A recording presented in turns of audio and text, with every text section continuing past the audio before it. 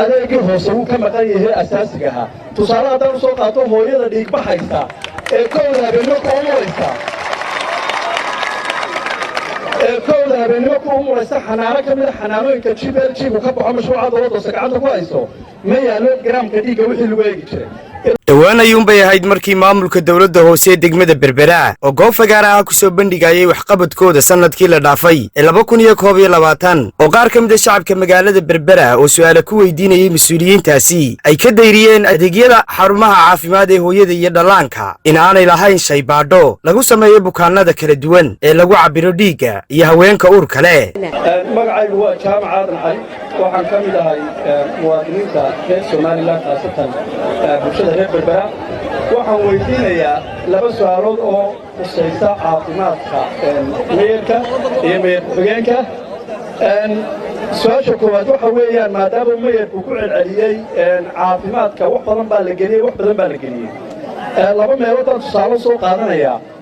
in caafimaadka aan la wada siin muhiimadii uu lahaa kow MCHada ama xanaanooyinka ay barnaamijkan GBLG-ga ka baxa ee ay dowladda hoose gacanta ku haysa meeyarku ku faanayo ee uu leeyahay waxaasaanu ka qabanay adeegii hoose uu ka maqan yahay asaasiga ahaa tusaale haddaan usoo qaato hooyada dhiigbaxaysa ee kowda habeenimo ku umuraysa xanaano ka mid a xanaanooyinka GBLG uu ka baxo mashruuca dowladda hoose gacanta ku hayso ma yaalo garaamka dhiigga wixii lagu eegi jiray adeegii hoose uu ka maqan yahay asaasiga ahaa tusaale haddaan usoo qaato hooyada dhiigbaxaysa ee kowda habeenimo ku umuraysa xanaano ka mid a xanaanooyinka GBLG uu ka baxo mashruuca dowladda hoose gacanta ku hayso ma yaalo garaamka dhiigga wixii lagu eegi jiray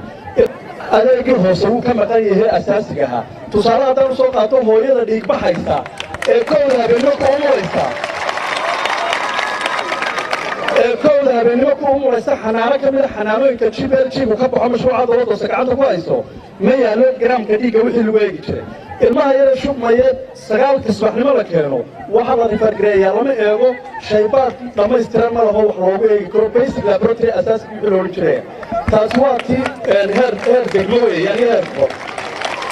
telefishinka horyaalo og muhiimadda bulshada ay u leeyihiin xarumahaasi gaar ahaan adeegyada aasaasiga ah ee caafimaadka ayaa si madax bannaan maanta ugu kuur galay inuu xaqiijiyo waxyaabaha ka jira eedeymahaasi iyo sidoo kale adeegyada xarumaha hooyada iyo dhallaanka waxaanaanu si kadisa u booqannay saddexda xarumood ee ku yaala magaalada Berbera waxaa xusid mudan in mas'uuliyiinta wasaaradda caafimaadka ee gobolka Saaxil iyo sidoo kale mas'uuliyiinta xarumaha hooyada iyo dhallaanka ee aanu baadhista iyo dabagalka ku sameeynay ay si kalsooni leh noogu oggolaadeen inaanu wax ka duubanno xarumahaasi sidoo kalena ay nooga jawaabeen su'aalihii aan weydiinay waxyaabaha aanu kula kulannay goobahaasna waxaa ka mid ahaa inaanu la kulannay iyadoo adeegyada kala duwan loo fulinayo bukaanno kala duwan oo ay ka mid yihiin hooyooyin uurey ah iyo carruur kala duwan kuwaasoo shaybaadhada aasaasiga loogu samaynayay isla xarumahaasi ugu horrayntiina qaar ka mid a hooyooyinka loo samaynayay adeegyadaasi oo aanu kula kulannay goobahaasi kala duwan ayaanu wax ka weydiinay adeegyada lagu bixiyo iyo sidoo kale in loo sameeyo shaybaadhada waxaanay ku jawaabeen sida tan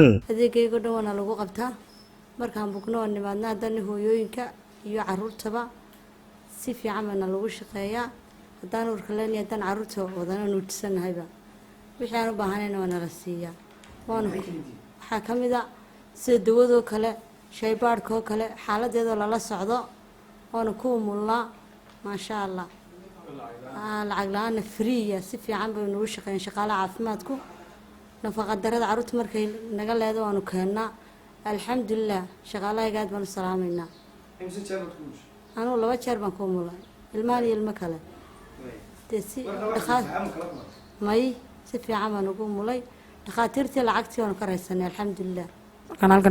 إما دوس في عنا يلا وحلا يقوق بتاع مركز تا وني معدو يلا يقوش قيان.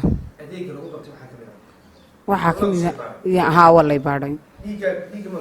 ها dhigo la cabir waa lay baaday awlaadu si fiican bana loogu shaqeeyaa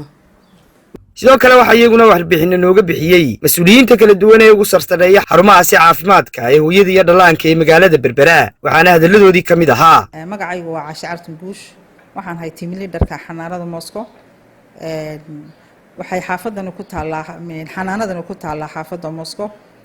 waxaan u shaqeysaa xaafado aad ballaaran oo 5 xaafadood kamid ah waxay ka fargaraysay dad badan oo buur ahaa oo ama ku dhibanaa inay meel kala tagaan ama lacag bixiyaan waxaanu bixinaa adeegyada oo dhammaystiran haddii hooyadii uurka lahay tahay adeegeedii oo laga qaadayo wax alle wixii ay u baahnayd malaariyada laga eegayo HB-geedii la eegayo blood sugar-keeda ama macaankeedii la eegayo maxay dhahdaa screening-kii loo sameynayo HIV iyo waxyaalaha la midka la sameynayo dawadeedii la siinayo nafaqadar haddii hayso hooyada nafaqadaradeeda la siinayo xaaladeeda ilaa intay dhalayso ilaa intay 40 baxayso lala soconayo waxaanu leenahay qayb dhalmada ah oo adeegeedu u dhan yahay maxay dhahdaayay hooyada xaaladeeda xanuunadeedii oo dhan wixii ilaa intay uurka yeelatay ilaa intay dhalayso lala soconayo haddii ay hooyadaasi u baahato qalliin xanaanada ka baxsan waxaanu qornaa warqad free ah hooyada xanaanada ku xidhan ee aanu gudbinaa cisbitaalka haddii cesarean section loo sameeyo mar laga qaado wax lacag free baa loogu shaqeeyaa magacaygu waa Mursal Axmed Jaamac waxaan ahay maamulaha xanaanada magaalo cad xanaanada magaalo cad waxaa la dhisay waxaa laga jaray 26 Oktoobar 2022 ilaa maalintii la furay ilaa maanta adeegyadeedii aasaasiga ahaa ay si toos ah u bixinaysaa xaruntuna adeegyada ay bixiso waxaa ka mid ah adeegyo kala duwan oo ah adeegyadii aasaasiga u ahaa xarun caafimaad tusaale ahaan adeegyada ay bixiso waxaa ka mid ah qaybta tallaalka caruurta ilmo kasta oo ka yeeshan jir ayaa lagu talaalay xaruntan oo qaata talaalay nooc kala duwan ah talaalka qaaxada kii jadeecada kii isku jira shanta xarun laga talaaliyay xiiqdheerta iyo gowracatay tan isku jiray iyo dhammaan adeegyada asaasiga ah talaalka oo dhan waa qayb kamid ah adeegyada xanaanada bixiso waxa kale kamid ah adeegyada xanaanada bixiso adeegii hooyada uureyda ah lagu adeegayo xaaladda lagu soconayay waxa kale oo iyaduna jirta hooyooyinka oo kale ayaa waxay meesheeda ay ku dhalaan waa laba qaybood anagu waxaan u shaqeynaa qaybta normal delivery la yiraahdo qaybta normal delivery la yiraahdo hooyadii oo ilmuhu soo saani gareysay oo biyaha ilmuhu ku filay oo xaaladiisu caadi tahay taas ayaan ka obilnaa hooyada garaamka dhiigeedu aad ka u yariyo markaan eegno 5 gram iyo wixii lamid ah dhakhtarka ayaan u gudbinaa halkaas dhiigii lagaga shubaa waxa jira hooyooyin kale oo saddex dhowr qaybood u qaybsama hooyo waxa jirta abortion ilmo ka soconayo warqad referral oo bilaash ayaan leenahay warqada bilaashka ah maxay haatooyeen ay fangarayso hay'adda HB iyo waliba wasaaraddu taas bilaashka dhakhtarka la geeyaa hooyada bilaash baa lagu qalaa bilaash baa dawada lagu siiyaa haddii ilmihii gudbanaa haddii ilmuhu soo degi waayay hadday tahay hooyo maxay haytooyeen madheertu ka soo horeysay hadday tahay hooyo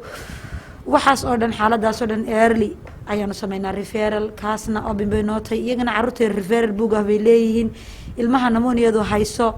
namooniyadiisu culus tahay antibiyootik kuwa u baahan halkan aan ku siinaa laakiin ilmahan koosheedka miirla oo kale ama aad u xanuunsanayo oo kale isna referral buleeyo waanu siinaa 5 sano ka yar marka xaaladaasina sidaa weeyaan wax hooye ah oo xanaanadan intii aanu gacanta ku haynay xanaanadani waxaa la aasaasay 2006 alaan way shaqaysaa nidaamkeeduna uu dhameystiriyay shaybaadhadaas ayay leedahay wax hooyaa oo dhiig wax ugu dhimatay ma jiro كمتاع اسمان علي ورك هوريال تي في بربرة